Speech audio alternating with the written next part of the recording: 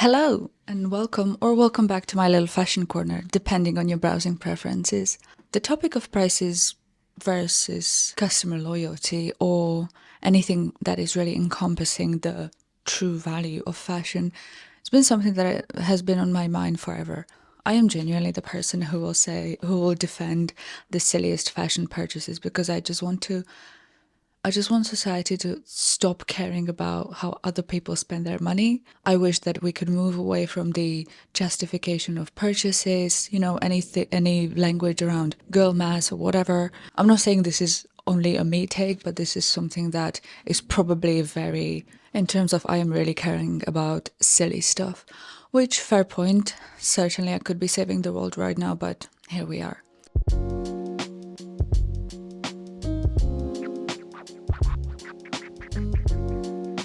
Now, the thought process of prices versus customer loyalty isn't really brand new to me, isn't really brand new to YouTube, to the society, to people. But since we can, according to Hollywood, be anything we wish to be, in 2025, we can be customers of the fashion world, complain about the state of things, and hope for growth.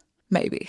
Not a price growth. That is definitely not the point I'm trying to drive home. Made some notes. I also have been thinking about this forever. I try to record this once, and because verbal processing is a thing, I'll try it again. And if it makes sense altogether, I'll put it out and take this video as me putting out feelers as to how you're feeling about it. Or maybe, just to find like-minded people to really just start talking about things that I'm sure are on many people's minds. So this topic of prices or true value, I first started thinking about, Linda should make a video about this, when my friend, who is a consultant and he really specializes in customer experience and long-term customer loyalty, he asked me about some gym gear. I think it was Sweaty Betty or Lululemon or something like that. And he asked, would you still be buying it if the quality went down? And I said, no, of course not. Like, I'd go and find a different brand. He tried to talk to me about how am I then really loyal to the brand? And my answer wasn't really landing very well with him, but what I was trying to convey was I'm not really loyal to the logo. I don't really care about the logo per se. I really care about the whole. The summary, the whole thing is worth more to me than the breakdown of the equal pieces. So if I am buying, let's say Nike, and I am buying something from their sustainable collection, it is well priced for me and for my resources. It is a good color, it is great quality, it meets all criteria that I'm looking for. Yes, I will be loyal to that. But if something of that drops, I am not going to be loyal to Nike just for the sake of being loyal to Nike. I'm going to be loyal to the true value of things. Then recently, or more recently, price increases are discussed at least twice a year, thanks to Louis Vuitton and Chanel and other companies. Dior also raised prices twice a year, I think once for handbags, once for small leather goods and ready-to-wear or shoes. And it does pop to my mind and I think, what is going on? And very recently, several companies, several luxury designer brands have changed leadership, as in CEOs or any other operational executives, and that almost always results in price increases. Maybe even more drastic price increases, maybe even in companies that do not necessarily increase their pricing every year. Also, something like that happens when a company is being acquired. I think it's in my notes and I'm going to be talking about it later, but Pauline got acquired by LVMH, and 3 months-ish prior to the announcement, people started to report decreasing quality and not great customer service, and that is one of the symptoms of an acquisition. So let's start with how it is all connected when a new leadership comes in place, and why I believe, it's a bad thing and it's going to haunt them in the long run, because we'll get there. So the newly appointed CEO will have, one of their results or goals is going to be higher profit, which every company, every business is here for profit. I understand they're not a charity organization. That I have no problem with. Most common way how to increase profit is to go after operational expenses, whether that is layoffs or sourcing cheaper materials. So that all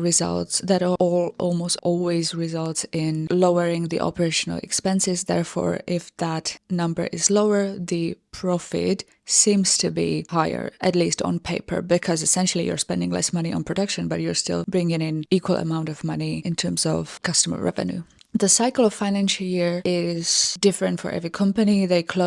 Some close 31st December, some close with a tax year, so April, May, depending on their accounting department. But financial people and CEOs and all those people, they really do like to look at quarter-on-quarter results. So they really results and they look at the previous quarter or the same quarter year before, and they compare those results to sort of to gauge how they're doing so that they can potentially get ahead in case they're losing massive amounts of money. I'm not saying that's a bad thing. I'm saying that just going after quarterly results and looking at whether you're growing quarter on quarter can be really detrimental to a business, because it could be conveyed as all you care about is whether you are selling things rather whether you are keeping loyal customers. So when we go back to the increase of prices to make a larger profit, what could possibly go wrong with that? Why is that, in my head, not a fantastic thing? And just, before I go into that, I feel like I should put out a disclaimer. I'm not judging anyone who's spending what amount of money or what. I could be judged for the same thing. I don't think that this is necessarily true for rich people or people that have different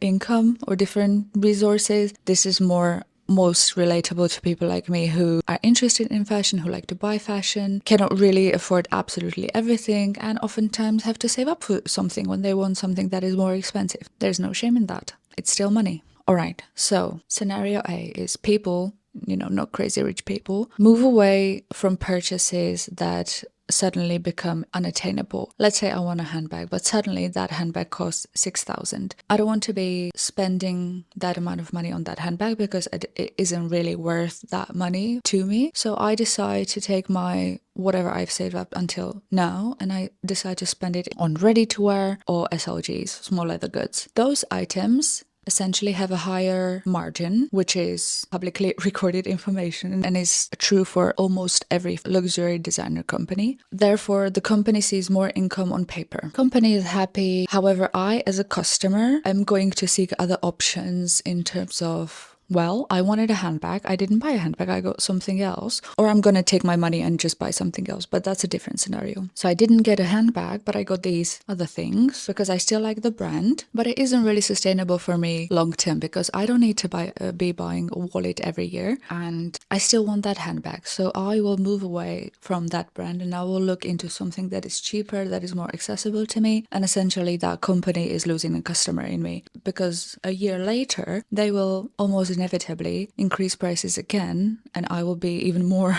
well, not upset, but it will be just really solidifying my decision not buying that handbag with that company because I just don't want to spend that kind of money, whether I can or cannot afford that. So essentially, that company, quarter on quarter, they will report an increase in buying SLGs. They will report a higher margin, higher profit. So next year, they might even think to increase prices on SLGs because suddenly SLGs are more popular because people turn to cheaper options, right? And again, that's a really, really, really quick way how to upset your customers because all you're saying is that, oh, you guys started buying something cheaper? Well, let me fix that for you. On paper, it does look like growth, but in my professional and personal opinion, it can't be really sustainable or long term. And I don't think that people really have the energy for that anymore.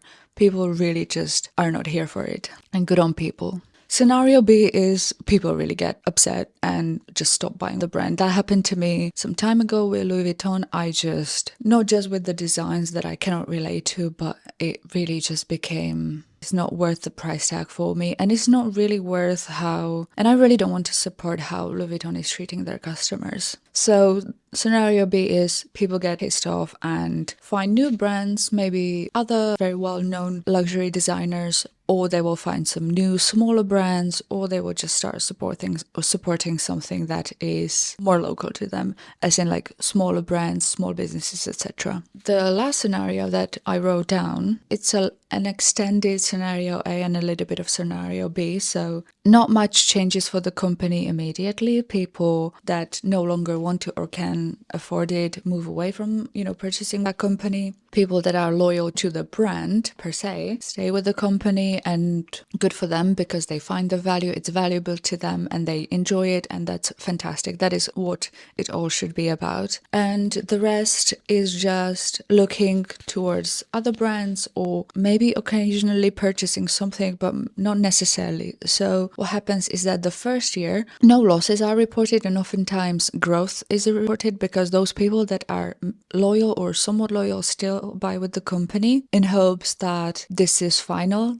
We now know that it's never going to be final with companies like Louis Vuitton, Chanel, Dior, etc. People start gradually moving away from making more purchases because they can afford less, or they don't want to make that many purchases, so they start buying less, even though that the margin has been increased and the growth might be there. The number of customers lessened and they start dropping out gradually, even more and more. Company doesn't really notice because they are looking at the profit, which has been growing with a higher margin. And it keeps going to the year 2 when the results can be stagnant, and then year 3 they will notice either slow or very distinct decrease, and then year 4 is a really distinct decrease because they keep increasing the prices. However, customers recognize that the true value just isn't there for them, and it's mostly about the quality price to quality ratio. Brands really do notice way too late in the game, and the unfortunate thing is that they cannot really go back on the price increases. They try to attract new customers or lure people back, like re-releasing Takashi Murakami collaborations in hopes that millennials with money will come back. So the scenarios are very similar. I recognize that, not everyone is ready to jump ship right away, and some people do take time. They still hold a sentimental value and they're still looking towards their dream purchases, but then can be majorly disappointed. There's also the opinion of people that just make the purchase now as soon as you can before another price increase happens, and it is a strategy for sure. I always hope that people think about how much is it really truly to me, because if it's just a logo that you're loyal to because you want something with the monogram, etc., it might not be worth it. We have a different relationship towards those brands than the brands towards us. It is not necessarily about the designs and attracting customers and fostering the relationship with the customer. And some people think that's because we're not rich enough, quote unquote. If you have a look at company results of major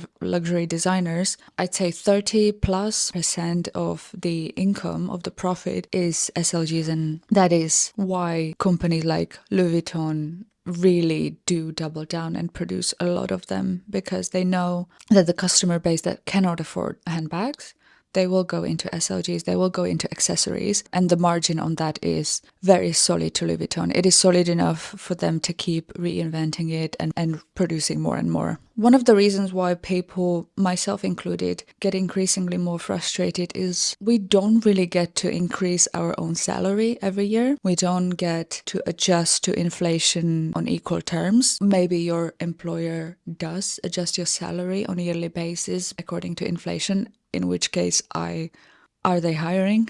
However, inflation, cost of living, and all that is happening around us, it is really unsustainable, and we do question how much we truly value the fashion. Sometimes the brands do not have much to offer, as we have moved away from fashion being just beautiful. We're often looking at fashion to be useful as well. We want to buy pretty things that we can wear, that we can carry to work, that we can carry outside to party, etc. And for companies to realize that they're struggling to attract customers and find themselves and really foster a good, healthy customer base, because they have been on the market for so long that they're now counting on a very specific year-on-year growth. Essentially, they need to make more money than they did last year, right? And the leadership is really just sitting there thinking, well, the way we make more money isn't by doing better by our customers and producing better stuff. It is by lowering our expenses in sourcing cheaper materials, sourcing cheap labor, and then selling it for higher profit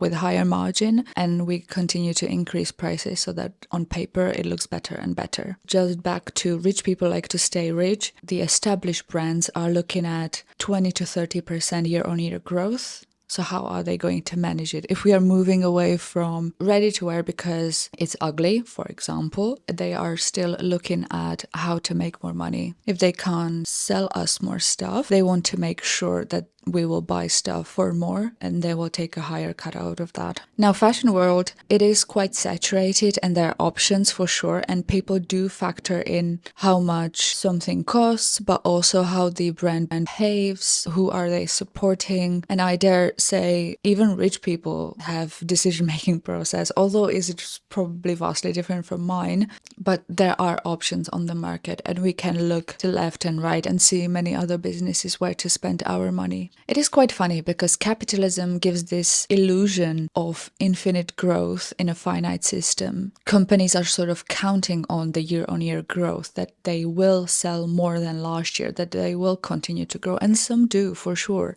But I don't think it's solely based on increasing the prices. Brands are realizing that their coated monogram canvas isn't going to save them. Although when you think about it, for example, how prominent the Louis Vuitton monogram canvas or damier is when it comes to their SLGs and accessories, it is because it costs them a lot less money than to source good quality materials, and they have the highest margin on it. Just the number of products that they have in there, insane. What I have been thinking last year as I scaled back from buying any type of fashion. I really struggled to find things that I liked and that I considered good quality, good enough for me to go after it. Because I don't like to buy things for the sake of buying, and I also don't want to buy things for a potential future scenario. I like to buy things for right now. I want to wear them. I want to get it out there. In 2025, I'm not here for another year of that, of us, friends, acquaintances saying things like, I need to buy this before another round of price increases comes by. My question to myself and, to everyone else is like, when do we stop? How do we stop this? Where is the threshold of true value? We missed out on times, on early 90s and late 90s, when designer items were really cool, really good looking, well crafted, well produced. You didn't have to mortgage your house to get something, even if you account for inflation. And the value or loyalty conversation, it is really just underlined with quality. I don't think it is shocking to say that when you're buying high fashion items, you're expecting high quality. But more than anything, we discuss the quality of fashion items. Unfortunately, disappointingly low. We have experienced a really deep dive in designer quality. We have all heard and seen and read about the Dior scandal. By the way, their result to that was to appoint a quality chief or something like that. Like, you guys could have taken his salary and you could have invested it into that factory when everyone already knows how to make your handbags, and you could have made sure that it's a legitimately set up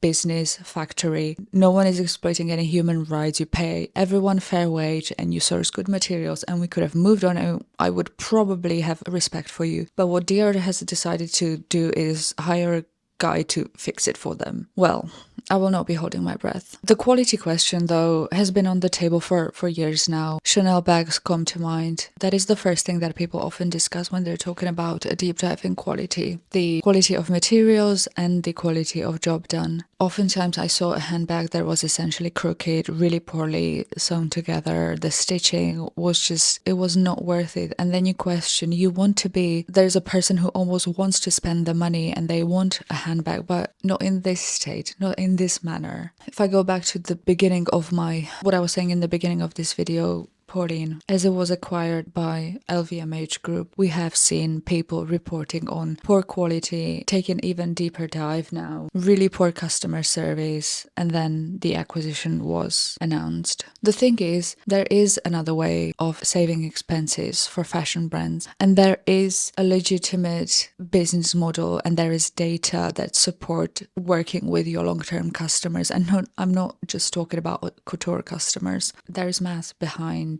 why to keep customers happy and why you want long-term relationships with returning customers and why you want to retain those customers. It is just unfortunate that those people all they can implement is the doorman effect consultancy solution. Bottom line is that the leadership of these designer brands, designer companies, they are loyal to the company investors and company shareholders. They are also business people. I haven't seen those people to care about their customers and long-term plan and sustainability of their business. I haven't seen that for a long time. Not everything can be solved bringing operational expenses down and hoping for the best. It is really just the fashion version of the doorman effect, and it is just unfortunate that in 2024, now 2025, we made very little progress in that department. And funnily enough, as I was finishing my notes for the video, WWD posted an article about the dip in luxury customer pools. It's almost like few brands are choosing to maintain the illusion of prosperity and wealth and everything is the same and everything is good and lose money doing so.